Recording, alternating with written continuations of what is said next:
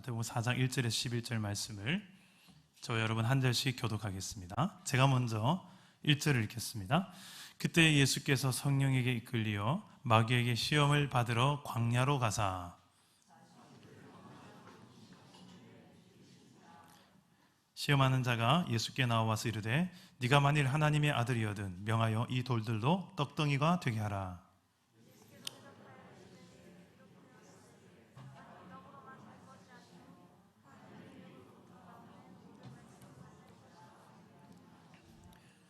이에 마귀가 예수를 거룩한 성으로 데려다가 성전 꼭대기에 세우고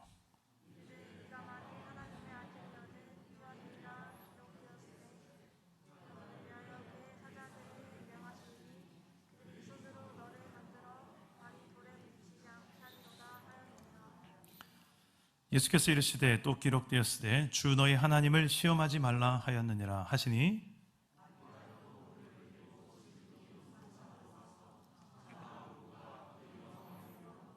이르되 만일 내게 엎드려 경배하면 이 모든 것을 내게 주리라.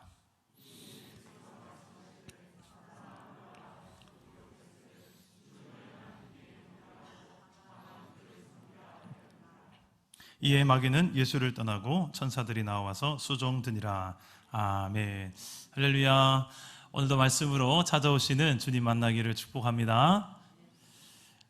우리는 신앙생활 하다가 이런 이야기를 한 번씩 하거나 들을 때가 있습니다. 김 지사님 시험 들었네. 박 집사님 시험 들었다. 이런 표현을 사용할 때가 있습니다.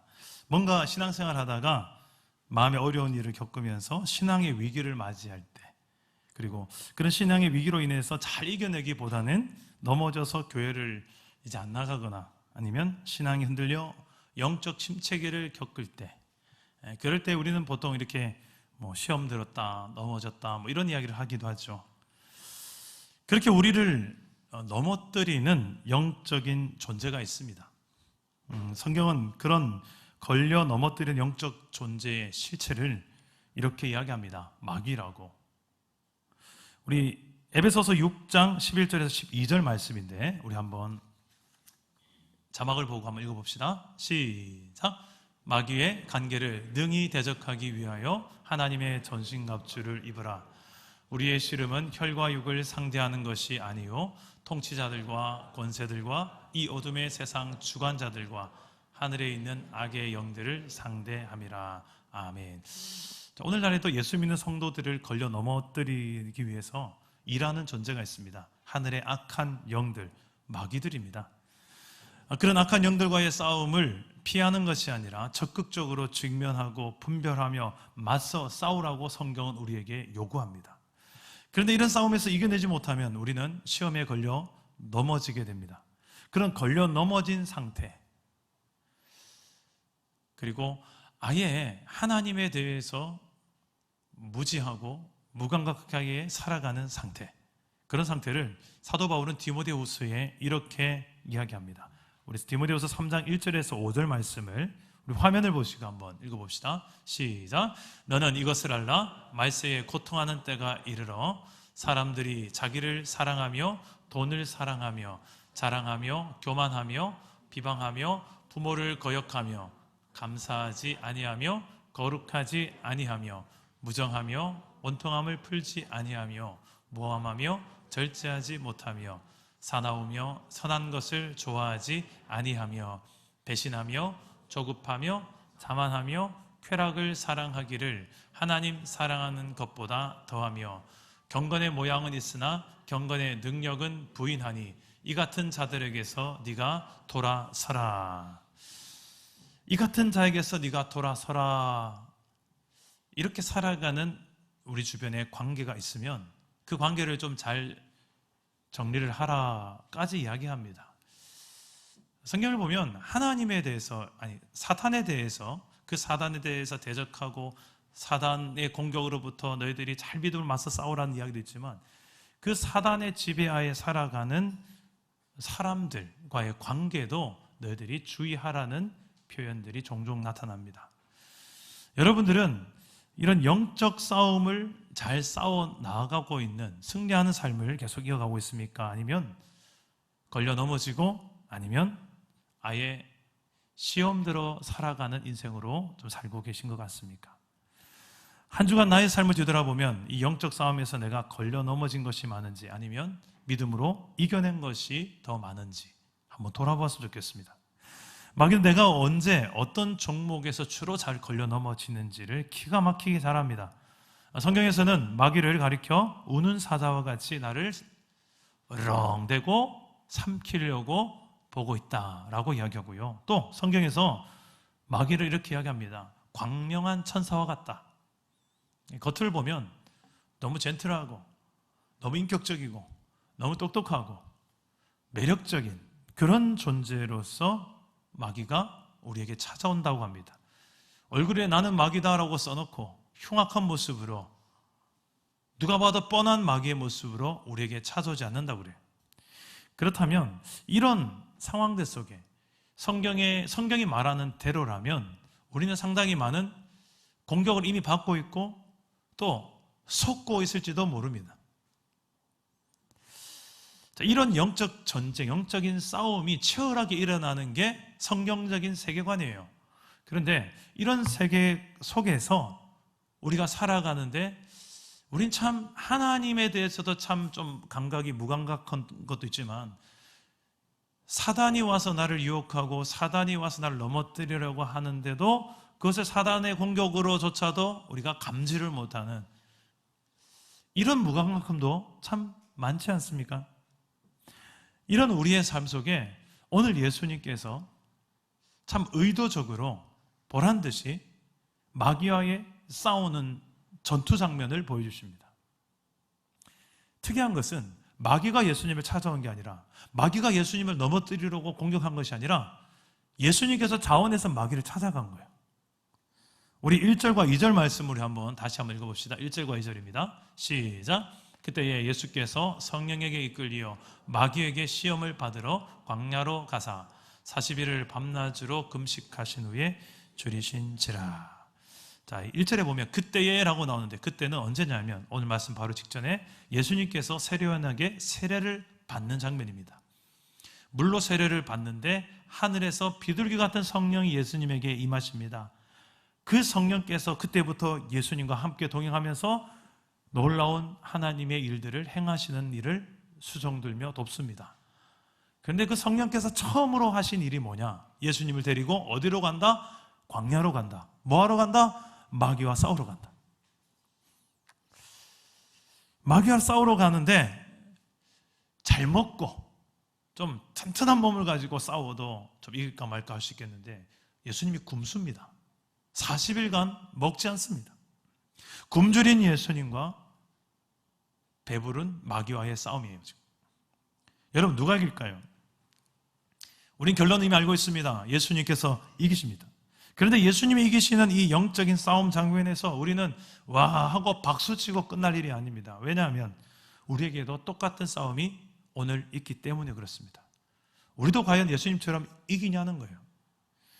우리 자세히 살펴볼 필요가 있습니다. 오늘 말씀을 두 가지 차원에서 살펴봤으면 좋겠습니다. 마귀는 주로 어떻게 우리를 넘어뜨리는가? 또 하나는 우리는 어떻게 예수님처럼 이겨낼 수 있는가?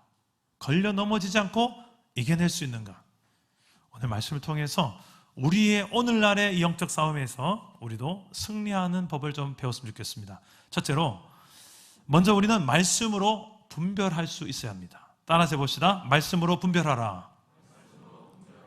사탄이 주로 나를 넘어뜨리는 그 종목들이 있어요. 기가 막히게 내가 어디에 약한지를 사탄은 잘 알고 있습니다. 그리고 그 종목들이 있어요. 우리 인간들이 주로 이런 데 연약하더라 라는 사탄의 나라의 데이터가 있는 것 같아요. 그 데이터를 가지고 일반적으로 주로 잘 넘어지는 종목 크게 세 가지가 있다. 그 세 가지는 반드시 이 세 가지 중에 하나는 사람이 연약한 데가 있다. 아니 세 가지 다가 연약한데 솔직히 여기에서 강한 사람은 아무도 없다. 그런데 좀 훈련된 사람들은 강하지. 이 세 가지가 뭐냐? 여기에 대해서 사도 요한이 말씀에서 잘 정리해 놓았습니다. 사도 요한이 요한 1서 2장 16절 말씀에 이렇게 정리합니다. 우리 함께 읽어봅시다. 시작. 이는 세상에 있는 모든 것이 육신의 정욕과 안목의 정욕과 이생의 자랑이니 다 아버지께로부터 온 것이 아니요 세상으로부터 온 것이라. 마귀는 이 세 가지예요. 육신의 정욕, 안목의 정욕, 이생의 자랑. 이 세 가지를 가지고 창세기 3장에 아담과 하와를 넘어뜨렸고요. 그리고 구약 성경에서 이스라엘 백성들을 넘어뜨렸고요. 그리고 오늘날도 예수 믿는 저와 여러분들을 동일하게 넘어뜨리려 하고 있습니다. 보암직도 하고 먹음직도 하고 지혜롭게 할 만큼 탐스럽기도 한 선악과가 사람을 이 세 가지 정욕을 건드는 데 가장 좋은 타겟이었어요. 그런데 이 선악과를 따먹는 것은 정면으로 하나님의 주권에 대해 도전하는 행위였습니다. 야, 너 하나님을 부인해. 하나님께 저주해. 라고 사단 절대 말하지 않습니다.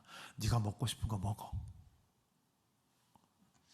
그 솔직히 맛있겠다 저거. 보암직도 하고 먹음직스럽고 먹으면 나를 상당히 건강하게 해줄 것 같고 똑똑하게 해줄 것 같고 머리가 탁 뇌가 싹싹 잘 돌아갈 것 같고 혈관도 탁 잘 돌아갈 것 같고 왠지 그래서 먹는 거죠. 그냥 어떻게 보면 정상적인 우리의 욕구를 해결하는 것 같습니다만 중요한 것은 뭐냐? 하나님께서 하지 말라는 그 기준입니다. 그 말씀의 기준에 어긋나는 내 욕구라는 거예요. 기준이, 하나님의 기준이 어디에 나와 있습니까? 하나님의 말씀에 나와 있습니다. 아담과 하와는 그래서 선악과를 먹음으로 인해서 나는 건강한 욕구를 행했습니다라고 말할 수 없는 것은 하나님께서 이미 먹지 말라 한 선악과였기 때문에 그 기준에 어긋났기 때문에 말씀은 있었으나 그 말씀대로 지켜 행하지 않았던 게 있었죠. 그 말씀을 가지고 분별해야 되는데 이스라엘 백성도 마찬가지입니다. 이스라엘 백성들도 더 이상 아담과 하와 같이 또 한 번 실패하지 않기를 원해서 하나님께서 아예 율법을 주십니다. 십계명을 주시고 너 이렇게 살아야 돼. 근데 이스라엘 백성들도 우상을 숭배하고 율법을 어기며 각자 자기의 속에는 옳은 대로 살아갑니다. 더 세상적으로 풍요와 쾌락을 즐기기 위해서 바알신과 아세라 우상을 숭배하며 그들의 풍요와 다산을 위해서 더 쾌락을 위해서 더 많은 힘과 소유를 위해서 우상 숭배를 서슴지 않고 행합니다. 그래서 이스라엘 백성들도 하나님께 심판을 당하죠. 아담과 하와는 에덴 동산에 쫓겨나는 심판을, 그리고 더 큰 심판은 하나님과 단절되는 심판을. 이스라엘 백성들도 마찬가지였습니다. 약속의 땅, 가나안 땅을 어떻게 해서 그 땅을 얻었는데 모세와 여호수아를 통하여서 그 놀라운 정복 전쟁을 통하여 홍해를 건너고 요단강을 건너서 그 놀라운 여리고 성을 허물고 여러 가지 그 가나안 연합 군대를 이겨가면서 정복했던 그 가나안 땅인데 그 땅을 빼앗겨 버리고 바벨론으로 포로로 끌려가죠.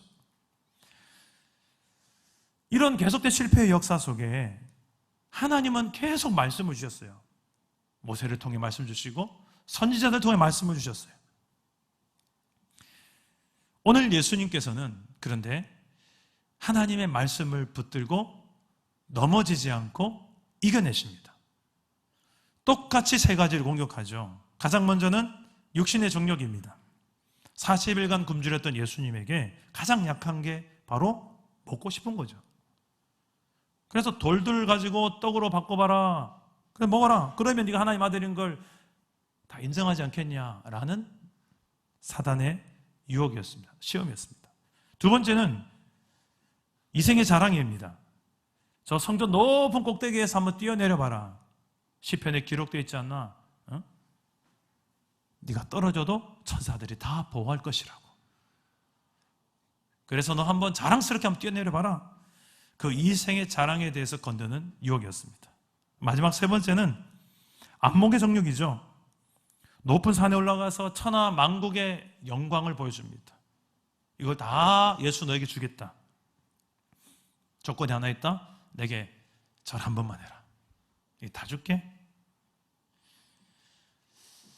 보암직하고 먹음직스럽고 나를 지혜롭고 나를 영광스럽게 해줄 같이 탐스러운 이 조건들을 예수님은 걸려 넘어지지 않고 이겨내셨습니다.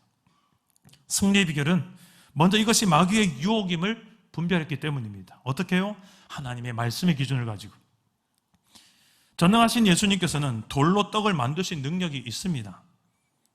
그리고 마귀에게 절하지 않아도 이미 온 땅의 주인은 예수님이셨습니다.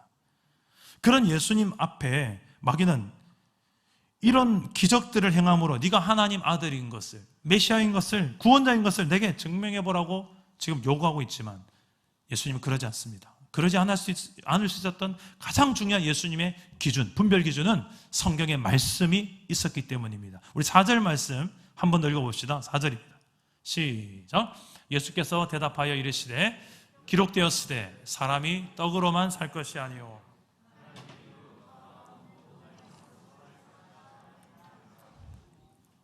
자, 예수님께서 이렇게 말합니다. 기록되었으되, 기록되었으되. 예수님은 성경의 기록을 가지고, 말씀의 기준을 가지고 이게 하나님의 뜻인지 마귀의 유혹인지를 분별할 수 있었어요. 똑같이 말씀을 가지고 있었으나 아담과 하와는 분별하지 못했습니다. 이스라엘 백성들도 하나님께서 말씀을 주셨지만 분별하지 못했고 넘어졌습니다. 우리가 가진 이 성경의 말씀은 단지 여러분 오늘 주일날에 일주일 동안 내가 너무 열심히 살고 왔기 때문에 목사님 날 좀 위로해 주세요. 목사님 나 힘들어 죽겠습니다. 물론 위로도 되죠. 성경 말씀 얼마나 위로의 말씀 많습니까? 그런데 성경은 자세히 보시면 단지 내 힘든 내 마음을 위로해 주기 위해서 기록된 말씀이 아니에요. 우리가 사느냐 죽느냐의 생명의 문제고, 또 하나는 마귀에 걸려 넘어지느냐 아니면 이겨내느냐, 치열한 영적 싸움이 있어서 주요 무기가 성경의 말씀입니다. 지금 뭐 유튜브에서 말씀 홍수의 시대에 살고 있죠. 저는 거기에 명함도 못 내밉니다. 세계적인 설교가들이 유튜브에 쏟아지는데 말씀의 정보는 인포메이션은 어마어마하게 쏟아지지만, 명설교는 쏟아지지만, 이걸 가지고 영적 싸움에 있어서 분별하며 심지어는 이게 성령의 검으로 유일한 영적 공격용 무기가 말씀인데, 그러라고 주신 말씀인데 우리는 그냥 천국 갈 때에 예수 믿으면 구원받는다는 그 구절 하나 가지고 아유 네 예수 믿어요 입장권처럼 성경을 사용하기도 하고, 또 힘들 때 내 마음 위로되게 해주세요. 그 위로되는 말씀 찾아가지고 위로 삼기 위해서만 보고, 물론 둘 다 맞는 말이지만 그게 다가 아니에요. 더 중요한 의미는 이 치열한 이 땅에서 남은 육체의 때를 우리 영적으로 걸려 넘어지고 시험 들고 이게 아니라 정말 하나님 백성답게 승리하며 살아가기 위해서 주신 말씀인 줄 믿으시길 바랍니다. 여러분 손에 들려있는 그 성경을 가지고 여러분께서 써먹어야 돼요. 써먹으라고 주신 건데, 근데 놀라운 것은 마귀도 여러분이 들고 있는 성경에 뭐가 기록되었는지를 잘 아는 성경의 지식이 있습니다. 오히려 여러분보다 성경을 더 잘 알지도 모르겠어요. 오늘 말씀 6절에 보니까 마귀가 예수님을 두 번째 시험할 때 성경을 인용해서 공격합니다. 뭐라고 공격합니까? 6절 말씀 볼까요? 우리 한번 읽어봅시다. 이르되 네가 만일 하나님의 아들이어든 뛰어내리라 기록되었으되, 기록되었으되 이래요. 기록되었으되. 마귀가, 그리고 그가 너를 위하여 그의 사자들을 명하시리니 그들이 손으로 너를 받들어 발이 돌에 부딪히지 않게 하리로다.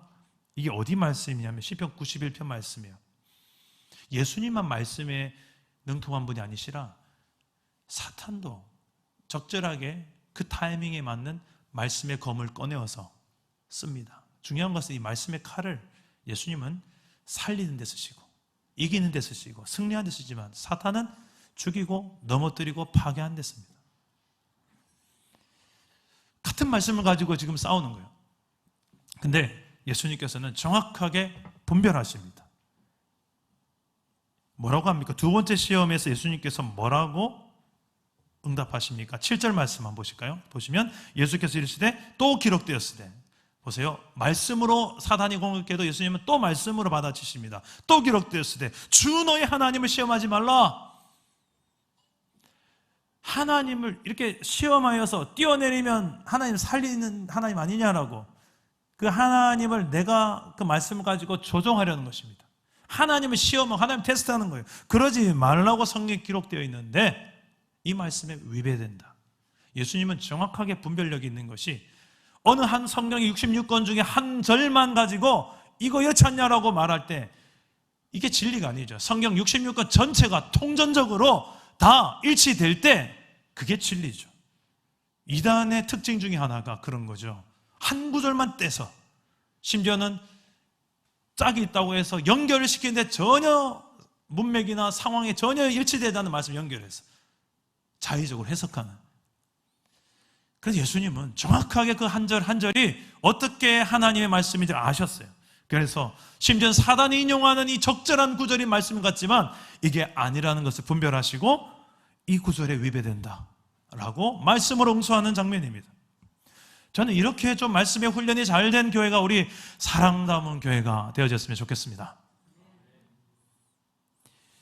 중요한 것은 분별하지 못하면 걸려 넘어지고 이용당하는데 우리가 어떻게 분별할 수 있을까? 말씀의 인포메이션들은 솔직히 이 시대에는 예전에 비해 참 많아요. 참 중요한 분별의 기준 중에 하나가 있습니다. 늘 말씀을 교회도 보면 말씀에 대해서는 많은 훈련받고 말씀에 대한 지식, 인포메이션은 상당히 많은데 신앙생활도 10년, 20년 한 분인데 그래서 저분이 하는 말은 다 맞을 거야 해서 다 믿고 다 사실인 줄 알았는데 뒤통수 크게 맞는 경험들 많이 있지 않습니까? 아닌 경우가 왜 그래? 왜? 그런 걸 어떻게 분별합니까? 그 말씀대로 순종하며 지가 먼저 사는지를 봐야 돼요. 따라서 봅시다. 말씀대로 순종하라. 정답을 안다고 해서 신앙은 끝나는 게 아닙니다. 정답대로 사는 게 더 중요합니다. 마귀도 정답 비스무리하게 대답을 해요. 성경을 가지고 인용하면서. 그런데 마귀는 그 길로 걷지 않습니다. 그렇게 살지 않습니다. 오히려 말씀으로 사람을 대적하고 하나님을 대적하고 무너뜨립니다. 그러나 예수님은 말씀대로 하나님 말씀대로 순종하며 사셨습니다. 마귀는 세 가지 시험으로 예수님을 걸려 넘어지기를 원했지만 예수님은 세 가지 말씀으로 분별하시고 또한 그 말씀대로 이미 사셨고 또 살고 계시고 살아가실 분이셨습니다. 떡으로만 사는 것이 아니라 하나님 말씀으로 사는 실제적 삶을 예수님은 살아가셨고요. 하나님을 시험하지 않고 하나님을 높이며 순종하는 삶을 살아가셨습니다. 예수님은 하나님의 뜻이 이루어지는 것이라면 십자가의 고통도 순종했던 분이죠. 십자가에서 죽으시기 하루 전 날 밤에 예수님은 땀방울이 핏방울이 되도록 기도했던 제목이 하나 있습니다. 그게 무엇인지 아시죠? 내 뜻대로 하지 마시고 아버지의 원대로 하옵소서. 내 뜻은 뭐냐면 이 십자가를 피할 수 있기를 원합니다. 이게 예수님 뜻이었어요. 왜? 예수님도 연약한 우리 인간의 몸을 입고 오셨기 때문에 인간적인 생각을 할 때 십자가 너무 큰 고통인 걸 예수님 하셨어요. 육체적으로, 마음적으로, 영적으로 어마무시한 고통이라는 걸 아시기 때문에 피하고 싶었던 거예요. 그러나 내 뜻대로 말고 아버지 뜻대로. 우리 한번 읽어봅시다. 누가복음 22장 42절 다 같이 화면을 보시고 여러분의 목소리를 한번 읽어주시면 좋겠습니다. 시작. 이르시되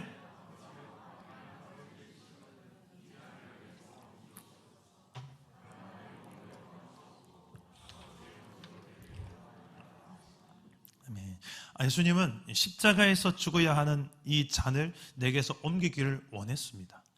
그만큼 십자가는 예수님도 인간의 몸을 입고 오셨기 때문에 쉬운 길이 아니었다는 거죠. 그러나 예수님은 전제가 하나 있습니다. 만일 아버지의 뜻이거든. 지금 내 뜻은 좀 피하고 싶은데요. 아버지의 뜻이 무엇이냐? 이게 더 중요한 거예요. 이 잔을 옮기는 것이 아버지의 뜻이면 옮겨주시고 아니라면 그대로 순종하며 감당하겠습니다. 내 원대로가 아닌 아버지의 원대로 되게 하여 주옵소서. 교회 안에도 좀 안타까운 이야기는 이런 이야기들이에요. 정답을 너무 잘하는 분이세요. 그래서 입만 열리면 정답 같은 이야기가 막 철철철철 쏟아져 나와요. 그런데 문제는 그의 삶이 전혀 그 정답대로 안 사는 경우. 그래서 그의 삶에는 열매가 참 아름답지 않은 아름다운 열매들을 찾아보기 힘든. 근데 왜 그렇게 못 사는가? 핑계는 참 많습니다. 이래서 환경 탓. 그런데 본인도 이게 아닌 줄도 알아요. 알긴 아는데 말로는 참 잘하는데 행동이 따르지 않는, 겉과 속이 다르고 앞과 뒤가 다른 그런 우리의 모습일 때, 내 모습일 때가 있지 않습니까? 그런 성도는 본인도 영적 싸움에서 걸려 넘어질 뿐만 아니라 심지어는 주변의 사람들까지도 같이 넘어지는 경우가 참 많아요. 왜냐하면 너무 많이 아니까. 영향력이 있습니다. 영향력이 있으니까 더 무서워요. 그래서 하거든요. 중요한 것은 정말 그 인포메이션으로 끝나는 것이 아니라 그렇게 살아가는 데까지 가야만 이게 진정한 믿음이죠. 유대인들의 특징이 그렇다고 합니다. 뭔가를 안다, 지식이라는 것을, 내가 뭔가를 안다라고 할 때 이성적으로 아는 것을 안다라고 말하지 않고 경험되어진 암, 내가 순종함으로 체험함으로 아는 알을 알미라고 그래요. 그래서 야다라고 하는 히브리어를 쓰는데 거기에는 이스라엘 백성들이 체험적인 지식을 진정한 지식이다, 신앙도 체험되어진 신앙을 참된 신앙이다라고 그들은 여겼어요. 그대로 이 믿음의 지식은 오늘날도 동일하게 적용되는 것 같습니다. 성경은 행함이 없는 믿음은 죽은 믿음이다, 인포메이션만의 믿음은 참 믿음이 아니다. 무엇을 여러분 행해야 됩니까? 성경에 보면 딱 두 가지로 간단하게 말할 수 있습니다. 하라는 것과 하지 말라는 게 있어요.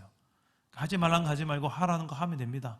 근데 적극적으로 능동적으로 해라 하라고 힘주어 예수님께서는 긍정적인 언어로 율법과 선지자의 모든 강령을 딱 두 가지로 요약했죠. 계속 제가 강조하는 건데, 네 하나님은 네 마음을 다하고 목숨을 다하고 힘을 다하여 사랑하라, 이게 첫째고, 둘째도 이와 같으니 내 이웃을 네 몸과 같이 아끼고 살아야라.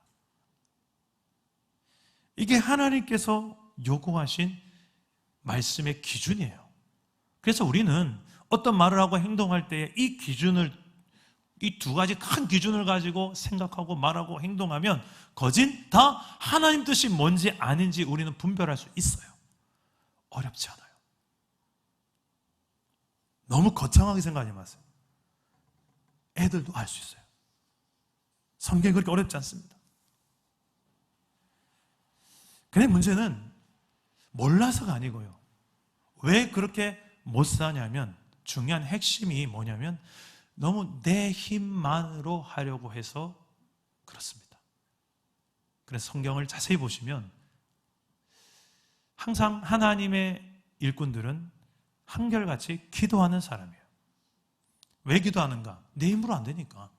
하나님의 도우심이 필요하니까, 성령의 도우심이 필요하니까 기도하는 거예요. 중요한 우리 영적인 승리를 위해서는 반드시 성령의 도우심을 간구하는 기도가 필요합니다. 따라서 한번 이야기해 봅시다. 성령의 도우심을 기도하라. 내 힘만으로 안 되기 때문입니다. 그래서 우리 하나님의 큰 능력이 담긴 성령의 권능으로, 그 성령의 능력으로 우리는 모든 상황들을 이겨낼 수 있고 감당할 수가 있게 하셨습니다. 눈에 보이지 않지만 살아 역사하시는 성령님에게 민감하여 충만한 도우심으로 무장될 때 우리는 비로소 모든 악한 마귀의 관계를 제대로 분별하며 하나님 뜻을 순종하며 살아갈 수 있는 것입니다. 이게 우리의 중요한 습관이 되기까지 우리는 훈련을 해야 돼요. 예수님께서는 이렇게 사셨다고 성경은 기록합니다. 누가복음 22장 39절에 41절 말씀인데요, 우리 한번 읽어봅시다. 화면을 보시고 시작. 예수께서 나아가 습관을 따라 감람산에 가시매 제자들도 따라갔더니 그곳에 이르러 그들에게 이르시되 유혹에 빠지지 않게 기도하라 하시고 그들을 떠나 돌 던질 만큼 가서 무릎을 꿇고 기도하여. 제자들에게 예수님은 늘 기도의 훈련을 시키셨어요. 기도해야 될 필요성을 이렇게 이야기합니다.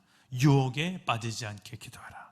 이 말씀을 바꾸어 말하면 기도하지 않으면 유혹에 빠진다. 오늘 말씀에도 예수님께서 마귀와 싸우는 장면 직전에 40일간 금식하셨잖아요. 광야에서. 의도적으로 그곳에서 안 먹는 것을 선택해야 되는 그곳에 가셔서 40일간 금식하면서 예수님은 무엇을 하셨을까요? 1번, 멍 때리셨다. 2번, 주야로 먹을 것을 묵상하셨다. 3번, 말씀 묵상하며 기도했다. 그죠? 말씀을 묵상하며 기도했겠죠. 왜요? 그 뒤에 예수님이 싸우신 장면에 보면 말씀으로 정말 잘 싸우시지 않습니까? 예수님이 마귀의 시험 앞에 걸려 넘어지지 않던 이유, 말씀으로 충만하고 이런 기도로 잘 무장되었기 때문입니다. 여러분들의 삶은 어떤 것 같습니까? 내 삶은 지금 말씀으로 잘 무장된 삶입니까? 아니면 말씀과 기도로 무장된 삶과는 거리가 먼 삶입니까? 오늘 우리의 삶에도 주님께서는 이렇게 물어보실 것 같습니다. 너희도 이렇게 싸워야 된다. 너희도 이렇게 싸워야 된다. 말씀을 무장하고 그냥 인포메이션만이 아니라 그렇게 실천하며 살아갈 말씀으로 너희들 무장해야 되고, 그리고 기도로서 늘 성령의 충만함 도우심을 구하면서 싸워야 한다. 마귀는 교회 밖에도 있고 교회 안에도 역사합니다. 교회 안에 있는 성도라고 인정사정 봐주지 않습니다. 그렇더라고요. 마귀에게 그쳐서 걸려 넘어지는 성도들을 볼 때마다 정말 안타깝습니다. 저는 우리 사랑남은 교회는 마귀의 시험에 걸려서 넘어진 성도가 하나도 없기를 주님의 이름으로 축복합니다. 따라서 한번 이렇게 한번 얘기해 봅시다. 기도하면 모든 문제를 이겨내고, 기도 안 하면 사소한 것에도 넘어진다. 정말 그렇더라고요. 주로 시험 드는 성도들 가만히 추적해 보니까, 걸려 넘어진 성도 보니까 정말 사소한 거예요. 알고 보면, 팩트 꺼내놓고 이야기해 보면 아무것도 아닌 거예요. 좀 그럴싸한 것 때문에 넘어지 모르겠는데 아니에요. 오해고, 전달 과정에 있어서 말이 부풀려진 거고, 그렇다고 해서 그렇게까지 할 이유도 아닌데 어마어마한 더 큰 것을 잃어버리고 넘어지고, 정말 안타깝습니다. 설령 그렇게 넘어진 경험이 있고 지금도 내가 넘어진 상태라 할지라도 여러분, 다시 일어나셔야죠. 어떻게 해요? 다시 기도를 통해서. 기도는 우리의 모든 자빠지고 넘어진 상황 속에서도 다시금 하나님께로 우리가 나아갈 수 있는 회복의 문이 되어질 줄 믿습니다. 여러분, 걸려 넘어지지 않고 이겨내는 믿음의 비결, 바로 여기 기도에 있습니다. 그리고 혹시 넘어졌더라도 다시 일어날 수 있는 회복 길도 기도에 있습니다. 말씀으로 하나님의 뜻을 분별하여 기도함으로 그 뜻에 순종하는, 또 성령의 권능을 덧입는 저와 여러분 되시기를 주님의 이름으로 축복합니다. 말씀을 맺겠습니다. 오늘 말씀을 준비하면서 저는 이 찬양이 좀 생각이 났었습니다. 제가 참 많이 영적인 침체에 빠졌고 또 무너졌던 경험이 있는데, 그럴 때마다 제가 많이 회복을 경험했던 찬양 중에 하나입니다. 누군가 널 위해 기도하네. 가사를 제가 한번 읽어드려 볼게요. 앞부분만. 당신이 지쳐서 기도할 수 없고 눈물이 빗물처럼 흘러내릴 때 주님은 아시네. 당신의 약함을 사랑으로 돌봐주시네. 누군가 널 위해 기도하네. 내가 홀로 외로워서 마음이 무너질 때 누군가 널 위해 기도하네. 저는 처음에 이 찬양을 부를 때 누군가라는 이 단어가 저를 위해서 기도해 주는 저희 부모님이 생각났고요, 저를 위해 기도해 주는, 저를 아껴 주는 동력자들이 생각났었습니다. 근데 이렇게 목회를 하고 사역을 하다 보니까 내 안에 계신 성령님께서 나를 위해서 지금 말할 수 없는 탄식으로 기도하고 계시더라고요. 이 로마서 8장에 나와 있는 말씀입니다. 그 성령의 탄식을 들어보셨습니까? 그 안타까 여기시며 정말 땅이 꺼져라, 그 성령의 탄식하시는 소리를 들어본 적 있습니까? 제가 그렇게 성령을 탄식했더라고요. 그리고 또 나를 위해 기도하는 분이 계셨더라고요. 성경에 보니까 하나님 보좌 우편에서 나를 위해 십자가에서 죽으신 그분, 예수께서 지금도 우리를 위해 기도하고 계시더라고요. 그분은 쉬지 않고 놀고 계시지 않고 지금도 우리를 향해 응원하며 기도하고 계시더라고요. 그래서 무너져 있는 그 상황 속에서도 괜찮다, 다시 일어나면 된다, 괜찮다, 다시 일어나면 된다, 제가 들은 주님의 음성입니다. 여러분들에게도 오늘 우리에게는 육신의 정욕, 안목의 정욕, 이생의 자랑 앞에 솔직히 넘어지지 않은 사람은 없을 거예요. 대부분 한 번쯤 경험이 있어요. 지금도 그 진행형일 수도 있습니다.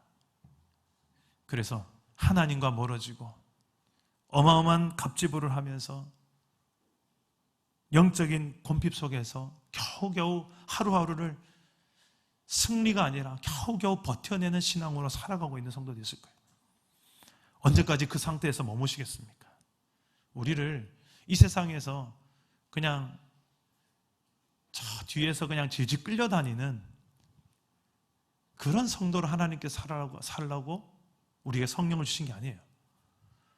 이 험악한 세상 속에 비록 세상의 지금 모든 집에는 어둠의 세력들이 많은 부분을 장악하고 있지만 그 가운데서 어둠이 아무리 짙을지라도 빛이 더 세다는 것을, 너희는 빛이라, 세상의 빛이라, 아무리 작은 빛이라도 그 빛이 가는 곳만 어둠이 사라지는 것처럼 우리는 이겨낼 수 있는 사람들입니다. 왜? 우리 안에 하나님이 계시기에, 우리는 하나님의 백성이기에 그분의 뜻, 말씀 앞에 순종하며 행하고 성령의 권능으로 충만하게 무장할 때 우리는 어떤 유혹과 어떤 시련 앞에서도 이겨내게 될 줄 믿습니다.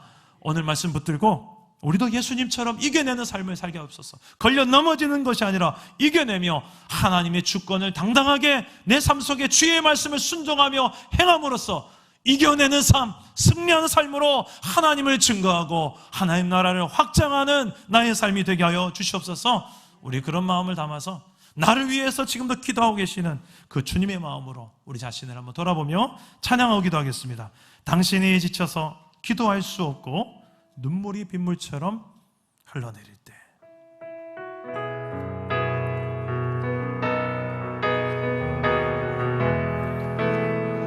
당신이 지쳐서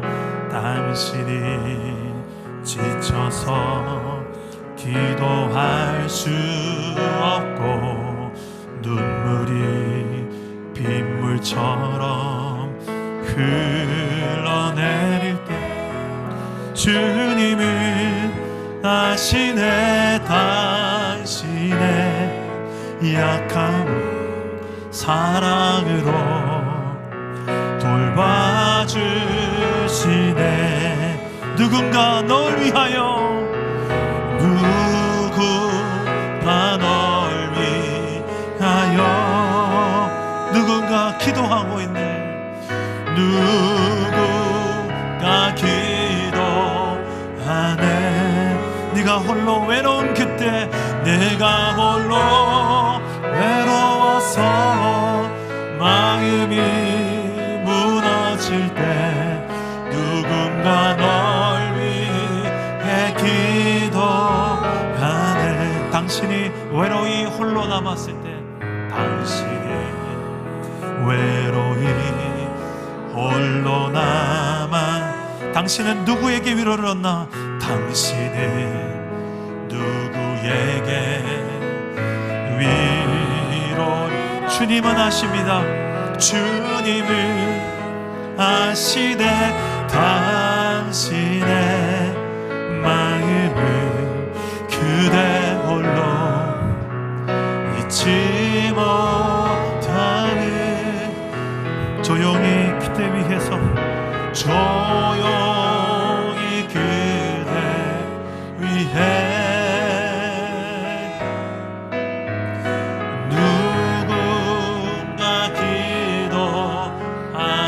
내가 홀로 외로운 그때에, 내가 홀로 외로워서 마음이 무너질 때 누군가 널 위해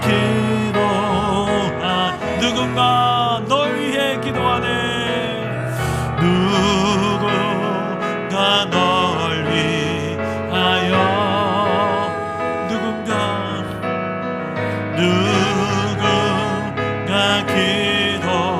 기도하네. 내가 홀로 외로운 그때, 내가 홀로 외로워서 마음이 무너질 때 누군가 널 위해 조용히 그들 위해 기도하는 분, 조용히 그들 위해 누군가 기도하네. 내가 홀로 외로울 때, 내가 홀로 외로워서 마음이 무너질 때 누군가 널 위해 기도하네. 기도합시다. 저는 너무 많이 외로웠어요. 저는 너무 아무도 저를 인정해주지 않는 무기력한 삶을 오랫동안 살았었습니다. 나 같은 사람은 세상에서 왜 살아야 되는지 모르는 그런 사람이었습니다. 주변에 비교해봐도 그랬고, 내가 내 스스로를 봐도 그렇고. 그런데 어느 날 주님의 음성이 내게 들려오는데, 넌 내 소중한 사람이라고, 그래서 내 아들을 주었다고, 누가 뭐래도 넌 나의 소중한 사람이라고. 그분이 날 위해서 지금도 기도하고 계심이 믿어지니까 힘들 때마다 이겨내게 되더라고요. 여러분, 이게 믿어질 수 있게 날 기도합시다. 하나님은 날 위해 지금도 이겨내라고. 그냥 세상에서 넌 그렇게 함부로 막 살아서는 안 된 존재라고, 그렇게 마귀의 지배 속에서 무너진 삶을 사는 존재가 아니라고. 내가 너희를 통치하고 내가 너희를 다스리마. 이 사랑과 공의의 하나님 나라가 너의 나라다. 넌 이렇게 살아야 될 하나님의 백성의 정체성이 있다. 그 말씀대로 하나님의 성령을 따라서 살아갈 수 있게 달라고. 내가 기도가 다시 한 번 더 회복되길 원합니다. 내 안에 말씀을 가까이 하는 삶이 다시 한번 회복되길 원합니다. 아는 데서 그치는 게 아니라 순종하며 행하는 삶이 회복되기를 원합니다. 우리 이렇게 다시 한번 하나님 앞에 내 무너진 그곳에서 회복을 구하면서 기도하며 나갔으면 좋겠습니다. 저를 따라오 기도합니다. 주여 은혜를 주옵소서. 주여 회복을 주옵소서. 주여 이겨내게 하옵소서. 기도합시다. 아버지 하나님, 우리가 이겨내게 하여 주십시오. 두려운 것들, 이 많은 염려의 것들, 하나님의 방법밖에 없습니다. 주님의 이 약속으로, 주님의 이 말씀으로 우리에게 한 번 더 말씀해 주시고, 이 말씀이 우리의 삶을 주장하게 하시고, 하나님의 그 도우시는 성령께서 주님 내 안에 기도로 도우셔서 내가 연약한 그때에, 내가 무너지는 그곳에서 성령이 나를 향하여 탄식하고 계시고 나를 위해 기도하고 계시는 성령님을 우리가 함께 느끼며, 그 성령님을 따라서 우리가 순종의 길을 다시 한번 회복하기를 원합니다. 우리의 무너진 그곳에 성령이여 이 시간에 다시 회복의 힘을 부어주십시오. 우리가 주님을 따라서 우리도 주님처럼 승리하는 삶을 살아갈 수 있음을 아버지 하나님이여 경험하게 하여 주십시오. 이곳에 있는 주의 백성들, 이미 넘어져 있고 이미 무너져 있는 그곳에 주님 회복의 손을 내밀어 주시고, 주여 지금도 주님이 우리를 위하여 기도하고 있음을 믿어지게 하시고, 내 안에 성령께서 탄식함으로 우리 위하여 친히 간구하고 계심을 믿을 수 있는 믿음을 허락하여 주십시오. 우리가 하나님의 뜻대로, 하나님 원하시는 그 길대로 살아낼 수 있음을 우리에게 허락하여 주십시오. 하나님을 사랑하고 우리 이웃들 레몬스를 사랑하며 모든 하나님 어둠의 권세의 지배를 이겨낼 수 있는, 모든 미움과 저주를 이겨낼 수 있는 힘을 우리에게 허락하여 주십시오. 강건하게 하여 주십시오. 충만하게 하여 주십시오. 성령이 역사하셔서 우리를 하여금 다시 한번 더 승리케 하여 주십시오. 일어나 주를 위하여 기꺼이 하나님 우리가 일어나 나가도록 도와주십시오. 하나님, 우리 연이어서 한 번만 더 기도합시다. 이번에 기도하실 때에 여러분의 기도가 필요한 사람을 놓고 기도했으면 좋겠습니다. 지금 이 시간에 떠오르는 얼굴이 있을 거예요. 하나님을 모르는 영혼, 알지만 그 뜻대로 살지 않은 영혼, 그래서 죄가 지배하고 죄의 결과인 저주가 지배하는 삶을 그 사람과 가정이 맞법에 살아가는 인생들이 있어요. 아무리 많이 벌어도 만족하지 못하고, 아무리 높은 지위에 올라가도 내 안에 기쁨이 없고, 늘 두려움과 염려와 원망과 그렇게 살아가는, 왜 그런가요? 하나님과 멀어져 하나님 없는 인생이기 때문에 그렇습니다. 그분의 통치가 필요한 영혼이 있잖아요. 그분을 위해서 기도하라고 여러분 먼저 예수 믿게 한 거예요. 여러분 가정에, 여러분 주변의 아이들을 위해서 이 시간 기도하라고. 기도는 하나님 들으시고 수표도 아니에요, 현찰이에요. 하나님 바로 듣고 하나님 뜻 가운데서 바로 우리에게 응하시는 이 믿음 가지고 기도하세요. 하나님 들어주세요. 하나님 이 영혼, 내 가슴 속에 있는 이 영혼들 주여 다시 회복 주시고 일어나서 주를 위해서 주의 뜻으로 일어나서 하나님 나라 백성답게 당당하게 그 나라를 누리며 증거하며 살아갈 수 있게 해달라고 우리 한 번 더 우리 영혼들을 놓고 여러분의 기도가 필요한 그 사람들 놓고 우리 한 번 더 기도합시다. 주님 한 번 잡고 기도합니다. 주여 아버지 하나님 이 영혼을 놓고 기도합니다. 우리 가슴 속에 있는 이 영혼들 아버지 하나님이 필요합니다. 하나님의 도움의 손길이 필요하고 하나님 기도의 동력이 필요한 영혼들입니다. 아버지 주님이 이 시간을 찾아가 주십시오. 어루만져 주십시오. 주님이 믿어지는 애가 있게 하십시오. 누군가 기도하고 있다는 것이 저도 느껴지게 하시고 주님이 또 이렇게 귀한 기도의 동력자들이 기도하고 있음을 알게 해주시고 반드시 주님 앞으로 나와 저희 인생이 새로워지는 그날이 오게 되기를 소망합니다. 주님이 다스려 주시고 주님이 통치하시는 인생의 삶을 저도 누릴 수 있도록 주여 회복을 주십시오. 주여 승리케 하여 주십시오. 예수님이 이기신 그 승리가 우리의 승리가 되게 하여 주십시오. 더 이상 그 죄의 유혹 앞에 무너져서 더 큰 것을 잃어버리지 않게 속히 회개하고 속히 회복의 자리로 나올 수 있는 일을 주님께서 허락하여 주십시오. 우리를 위해서 도우시는 성령의 의지를 그 은혜를 의지합니다. 살아계신 하나님, 오늘 이곳에 하나님의 도움이 필요한 우리들을 이 시간에 은혜를 베풀어 주시고 주의 그 회복의 손길을 내밀어 주셔서 다시금 그 손을 우리가 붙들고 일어나는 복된 예배가 되게 하여 주십시오. 하나님, 사단은 오늘도 변함없이 우리에게 육신의 정욕, 안목의 정욕, 이생의 자랑으로 우리의 마음을 흔들고 하나님을 바라보지 못하게 만들고 세상에 더 좋고 영광스러운 것들을 더 바라보게 합니다.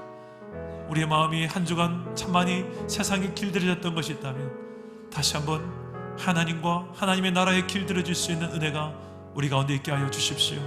또 성령께서 우리 안에 계시건만 성령 없는 것처럼 살았던 우리의 삶이 다시금 성령에 민감해지게 하시고 성령에 충만해지게 하여 주시옵소서. 우리가 더 이상 악한 영에 끌려다니는 종의 노릇하지 말게 하시고 죄와 저주 아래에 있는 우리가 아니라 하나님과 그의 나라 백성으로서의 정체성을 가지고 하나님의 뜻, 하나님 말씀이 담긴 그 성경의 기록대로 성경의 원리대로 하나님 나라의 원리가 내 삶에 그대로 적용되어진 삶을 우리가 살아 누릴 수 있도록 성령이여 역사하여 주시옵소서. 이 삶을 필요로 하는 영혼들이 우리 주변에 많이 있습니다. 나의 기도를 필요로 하는 영혼들에게 내가 구경꾼이 되지 말게 하시고 적극적으로 이를 위하여 기도하게 하시고 적극적으로 이에게 복음을 제시하게 하시고 적극적으로 이들을 위해서 나아가 사랑으로 섬기게 하여 주시옵소서. 이 가을 추수의 계절에 우리 삶의 아름다운 하나님 나라의 열매들이 영원 추수의 열매들이 한 영혼이라도 맺힐 수 있도록 성령이여 우리와 함께 해주시고 역사하여 주시옵소서. 한 주간도 주와 함께 동행하며 승리의 깃발을 꽂고 다음 주에 우리가 다 같이 또 만날 수 있기를 소망하며 살아계신 예수님 이름으로 기도드립니다. 아멘.